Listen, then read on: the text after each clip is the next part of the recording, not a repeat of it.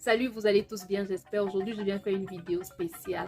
Chaque fois que j'écris un texte sur le respect, la dignité, ou alors comme tout récemment, quand j'affirmais que certains combats se gagnent juste par la posture et qu'il fallait s'assurer d'avoir la bonne posture au bon moment et à tout moment. J'ai souvent des messages, surtout de jeunes personnes qui me demandent, Aïssa, est-ce que tu feras une vidéo complète pour parler du respect, de la dignité? Et aujourd'hui, j'essaye de mettre des éléments ensemble pour parler de cela. Je voudrais préciser, c'est vrai, je dis toujours et je le dirai pour toujours, le respect et la dignité sont des éléments qui ne se négocient pas. Le monde peut ne pas vous aimer, mais le monde a l'obligation de vous respecter. Mais je voudrais souligner quelque chose de capital. On vous respecte quand vous méritez le respect. Parce que le respect que vous voulez imposer à l'autre, c'est un respect que vous devez mériter. Et mériter ce respect-là, c'est déjà se traiter soi-même avec respect. C'est déjà se donner la valeur du respect qu'on croit mériter. Et c'est la même chose avec la dignité. Vous savez, il y a la dignité humaine essentielle dont tous les êtres méritent d'avoir, c'est-à-dire comme le respect de la vie, le respect de l'intimité. Ce sont des dignités vraiment basiques que tout le monde mérite d'avoir. Maintenant, il y a des éléments supplémentaires qu'on bâtit pour grossir un peu sa dignité et faire en sorte que les autres voient cette plus-value qu'on a sur le plan de la dignité et nous traite tel qu'on est. Et je parlais de respect aussi, c'est la même chose. Il faut qu'on se traite soi-même avec respect. La manière dont la société va vous traiter, le regard dont la société posera sur vous, est le regard que vous, est la manière dont vous vous traitez, est le regard que vous, inconsciemment, vous acceptez qu'on pose sur vous, est la manière dont vous traitez. Lorsque vous ne vous traitez pas avec grâce, si vous ne vous traitez pas avec respect, n'attendez pas que les autres vous traitent avec respect. Donc, avant d'arriver au point de ne pas négocier son respect, de ne pas négocier sa dignité, il est important de s'accorder soi-même du respect, de connaître soi-même la valeur qu'on a, de s'accorder soi-même une certaine dignité. Le piédestal sur lequel vous voulez que la société vous place, vous êtes la première personne à faire l'effort pour vous placer sur ce piédestal.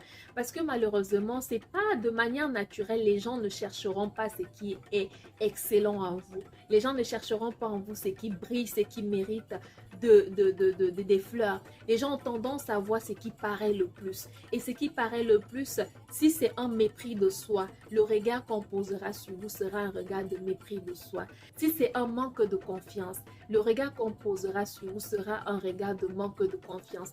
Le traitement qu'on vous réservera sera un traitement de personnes qui ne méritent pas la confiance, c'est-à-dire de personnes un peu inutiles ou de personnes un peu malléables. La dignité que vous aurez, la manière dont la société va vous traiter, c'est la manière dont vous-même vous traitez.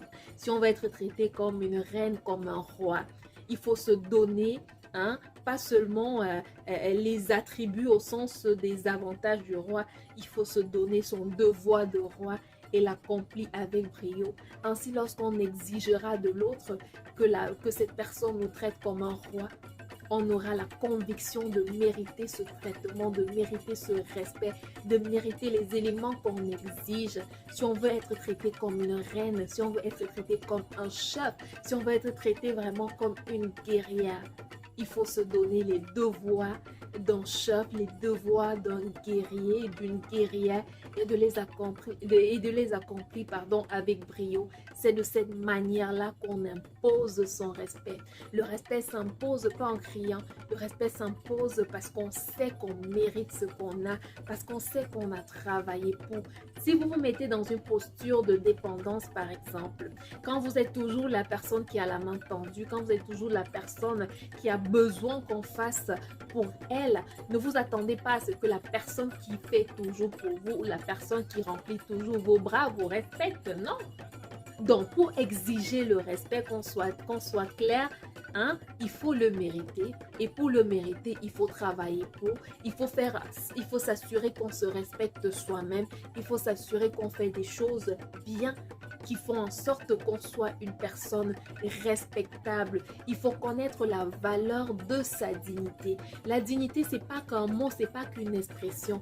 C'est pas que je me lève un matin, je dis, tu sais quoi, je ne négocie pas ma dignité. La première question, c'est quelle est ta dignité?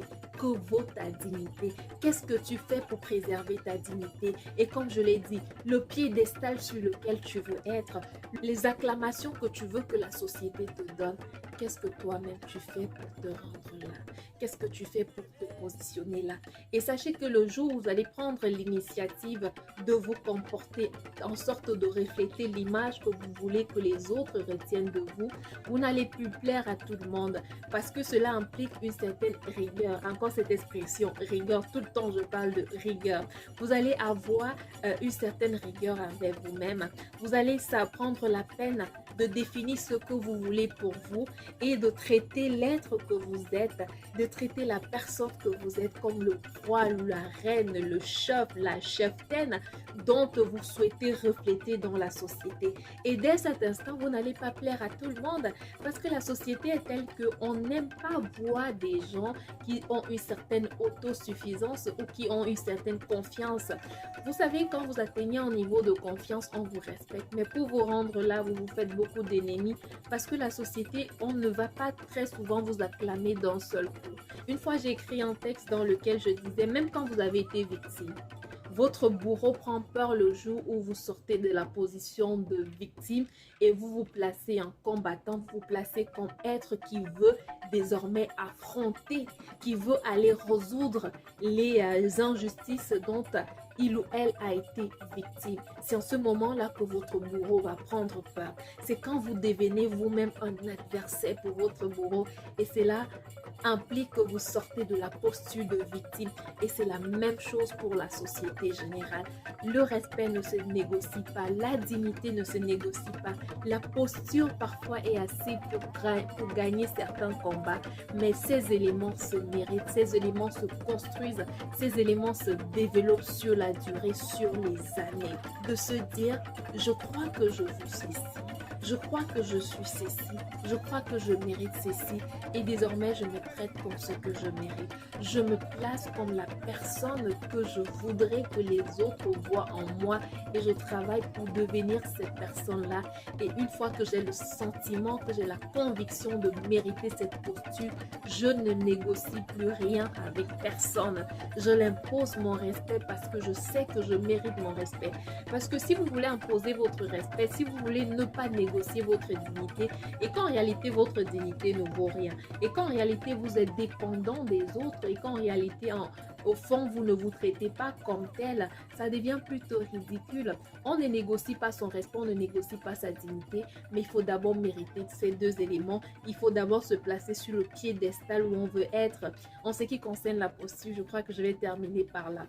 Quand je parle de posture, je l'ai mentionné aussi, ce n'est pas que la posture physique. Ce n'est pas que la manière dont vous allez vous tenir, vous allez vous comporter. Ça, c'est très important. C'est aussi une posture spirituelle. Ça se travaille depuis l'intérieur. Vous savez, l'assurance que les autres vont voir sur votre visage, la conviction que vous allez dégager chaque fois que vous allez faire quelque chose, c'est tout un travail qui s'est fait en interne. Et quand pour quelque raison que ce soit en face de nous, on a quelqu'un qui ne respecte pas la posture, la dignité ou le piédestal sur lequel on mérite d'être, on va claquer la porte, on va s'en aller et on est certain que comme on s'en va, on ne va pas chômer parce que notre dignité, notre respect, tout ça ne reposait pas que sur des expressions vides, ça reposait sur du contenu, ça reposait sur une intelligence bien faite, sur des compétences solides, sur des éléments qui ont été travaillés en interne avant de se présenter en externe. Alors c'est ça que je voulais partager avec vous. Je sais que bon, on peut parler, on peut papoter beaucoup de choses par rapport au respect, à la dignité, etc. Mais j'espère que vous avez saisi le fond, vous avez compris du moins ce que je voulais passer comme message. Et je vous souhaite de bien vous porter, de prendre soin de vous. On se dit à la prochaine.